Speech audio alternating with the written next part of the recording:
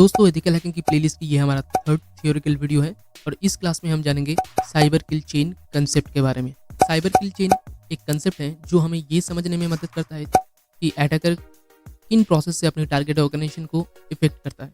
ये model organisation को help करता है डिफरेंट टाइप्स ऑफ अटैक को रेक्टिफाई करने के लिए और उसे काउंटर करने के लिए, ताकि वो अटैक से बच सके।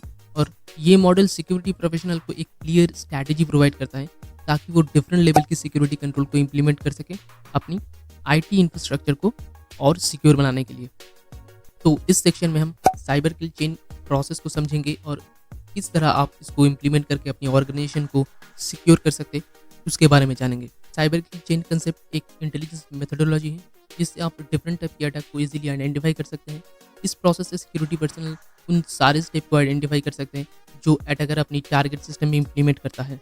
साइबर किल चेन एक फ्रेमवर्क है जो डेवलप किया गया है साइबर स्पेस को और सिक्योर करने के लिए। ये एक मेथड है जो रैंडमली अनआइडेंटिफाइड डिटेक्शन को प्रिवेंट करने के लिए बनाया गया है। ये एक 7 फेज ऑफ सिक्योरिटी सिस्टम है जो साइबर थ्रेट्स को रिड्यूस और आइडेंटिफाई करने के लिए बनाया गया है। लॉकहीड मार्टिन एक American aerospace arms defence information security and technology corporation company है। उनके अकॉर्डिंग साइबर अटैक्स के टोटल 7 डिफरेंट स्टेज है। रिकॉनेसेंस से अटैक की एंड तक ये प्रोसेस सिक्योरिटी पर्सनल को हर एक फेज को सिक्योर करने में मदद करता है ताकि अटैक होने से पहले उसे रोका जाए। ये मॉडल अटैक के हर फेज के बारे में इतना डिटेल इन्फॉर्मेशन देता है जो अटैकर की टीटीपी को समझने में मदद करता है। टीटीपी क्या है उसके बारे में हम अगले स्लाइड में जानेंगे। तो एक नज़र में साइबर किल चेन की 7 स्टेप को देख लेते हैं।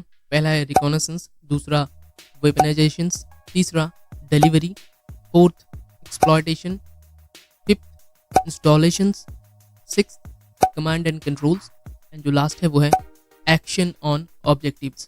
तो हमारा पहला प्रोसेस है रिकॉनेसेंस। ये एक प्रोसेस है जिसमें अटैक से पहले अपनी टारगेट के बारे में सारे इन्फॉर्मेशन कलेक्ट की जाती है, उसका वीक पॉइंट्स बेसिकली फाइंड की जाती है।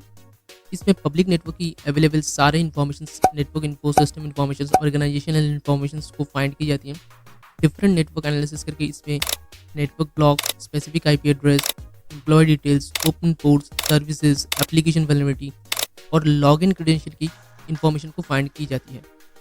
इन सारे इन्फॉर्मेशन से अटैकर अपनी टारगेट की वल्नरेबिलिटी को फाइंड करने की कोशिश करता है। देन हमारा दूसरा स्टेप आता है वेपनाइजेशन।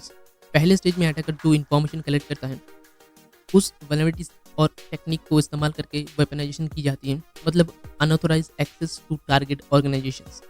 एनालिसिस में जो वल्नरेबिलिटीज आइडेंटिफाइड होती हैं उसको बेस करके अटैकर एक मैलिशियस पेलोड क्रिएट करता है जिसे रिमोट एक्सेस मैलवेयर भी कहा जाता है, जिसे टारगेट सिस्टम में भेजा जाता है एक बैकडोर क्रिएट करने के लिए। एग्जाम्पल के तौर पे एक फिशिंग ईमेल किसी भी एम्प्लॉय को भेजा जाता है जिसमें कुछ मैलिशियस वायरस, बम्स या फिर पेलोड अटैच की जाती हैं। विक्टिम जब उसे डाउनलोड या फिर क्लिक करता है तो वो अपना एक्टिविटी स्टार्ट कर देता है। देन जो हमारा थर्ड स्टेप आता है वो है डिलीवरी।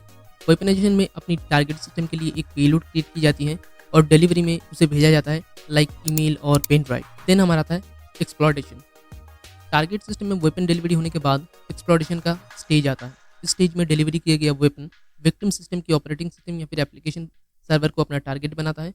इस स्टेज में टारगेट ऑर्गेनाइजेशन ऑथेंटिकेशन या authorisation attack, arbitrary code execution attacks, physical security threats and security misconfiguration जैसी अटैक को फेस कर सकता है। इंस्टॉलेशन।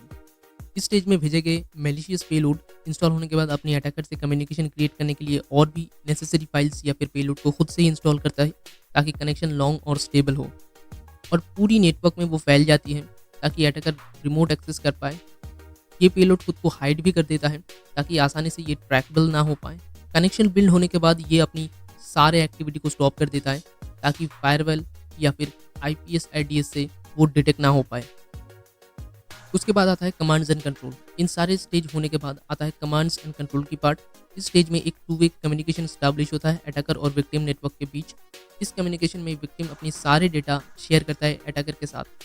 अटैकर इस कम्युनिकेशन को हाइड करने के लिए एन्क्रिप्शन प्रोसेस को यूज़ करता है ताकि वो कम्युनिकेशन हाइड हो और किसी को पता भी ना चले। देन जो लास्ट और फाइनल स्टेप है वो है एक्शन एंड ऑब्जेक्टिव्स। इस स्टेज में अटैकर रिमोट लोकेशन से विक्टिम को कंट्रोल करता है। इसमें कॉन्फिडेंशियल डेटा गेन करना ही मेन मकसद होती है और नेटवर्क को भी डाउन करना होता है। बेसिकली अटैकर इससे एक लॉन्चिंग प्लेटफॉर्म बनाता है ताकि वो विक्टिम की हर एक्शन पे नज़र रख पाए। So friends, cyber kill chain concept की जो थ्योरेटिकल वीडियो है वो यहीं पे खत्म होता है। मिलते हैं प्लेलिस्ट की अगले वीडियो में, तब तक के लिए गुड बाय। और हाँ, थोड़ा सपोर्ट कर देना।